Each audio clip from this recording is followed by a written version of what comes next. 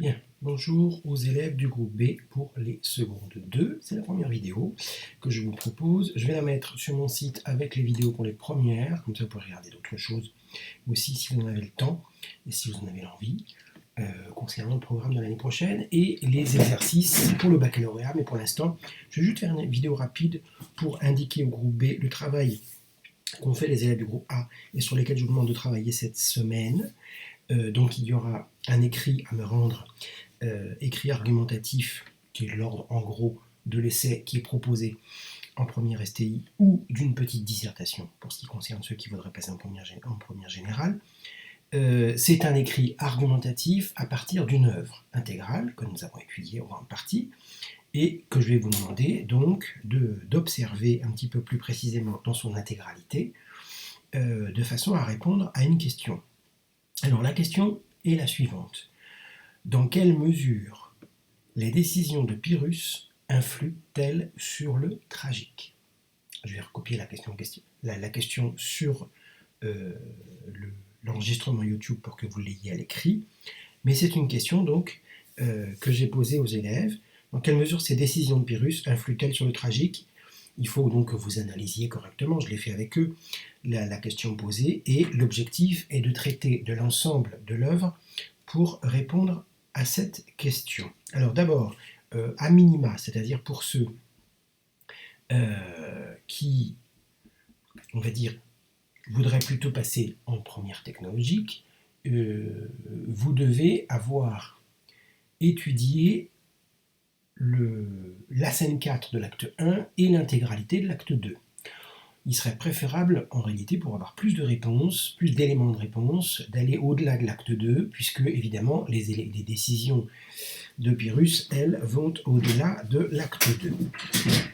Donc, vous commencez par vous intéresser au personnage de Pyrrhus, et à regarder, j'aurais dû prendre mon livre, à regarder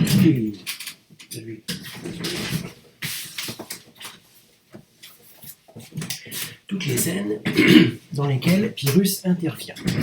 Alors, vous avez une synthèse que je retrouve de la pièce et des entrées des personnages. Alors, vous avez une synthèse sur Pyrrhus à la page 133 de l'édition que je vous ai demandé d'acheter. Une synthèse sur l'intégralité de la pièce à partir de la page 130. Et vous avez des éléments sur le tragique, page 126 notamment.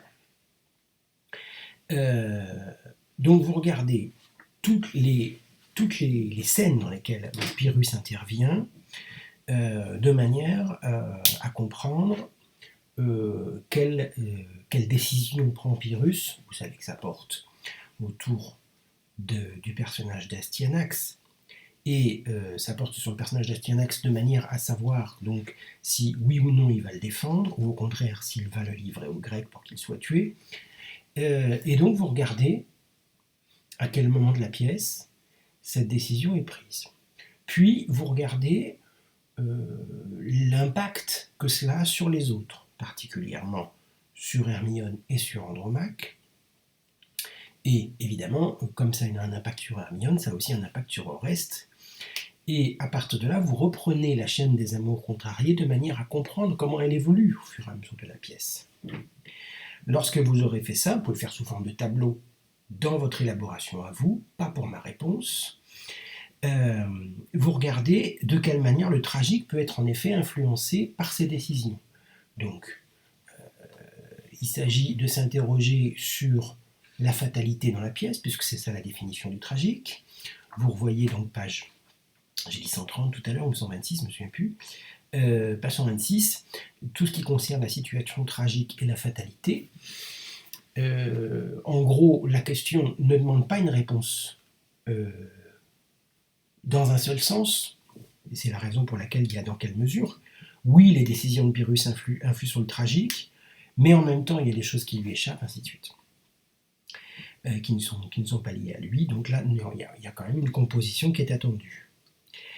En effet, si le tragique est lié à une fatalité d'ordre divin, on voit mal comment les seules décisions de Pyrrhus seraient à l'origine du tragique. Pour autant, on sait bien que ces décisions, c'est-à-dire ces changements d'avis plutôt, de Pyrrhus, ont une influence considérable sur la fatalité, c'est-à-dire sur sa mort à la fin, et sur le dérèglement complet du monde sur lequel il est en train d'avoir une emprise, puisqu'il est le souverain. On sait que ces décisions donc vont être à l'origine de ce désordre. Et du reste, c'est surtout davantage son amour pour Andromaque, amour qui en l'occurrence relève d'une fatalité, lui, puisqu'il n'est pas lui qui a décidé, qui influe sur ses décisions et donc sur les autres. Et donc vous voyez là une organisation possible du devoir. Oui, les décisions de Pyrrhus modifient ou désorganisent le monde dans lequel il se trouve, mais pour autant il y a des choses qui lui échappent, et les décisions des autres sont importantes aussi.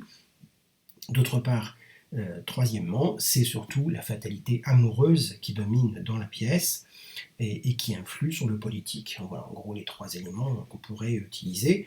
Vous choisissez l'organisation que vous voulez, mais je vous en donne une ici qui serait en gros un peu attendue pour ce type de questions. En tout cas, ce que je veux, c'est que vous ayez travaillé sur l'œuvre, que vous preniez des définitions, des références précises, et que vous les utilisiez de manière à les valider, puisqu'il s'agit de valider. Donc, des éléments tirés de l'œuvre, pas la peine de me recopier non plus l'œuvre pour autant, parce que vous l'avez sous les yeux, je veux des références en un nombre, comment dirais-je, tempéré, pas trop, et surtout des références qui sont toutes validées. Vous les commentez, vous en analysez l'importance, vous analysez cette importance en regardant comment ceux qui sont touchés par la décision en question réagissent, ainsi de suite. Donc c'est à vous de voir quel type de réponse vous allez proposer. Un travail qui a duré toute la semaine pour les autres élèves, qui dure en gros 3 heures. Et c'est un travail sur lequel je vous lance à partir d'aujourd'hui. Et puis vous m'enverrez votre réponse rédigée, et ça n'est pas la peine de me faire une réponse en 10 lignes parce que ce sera insuffisant, très insuffisant, c'est vraiment une réponse que je peux attendre en une page complète, c'est-à-dire un recto et un verso. Vous m'envoyez cette réponse donc pour vendredi soir. Voilà.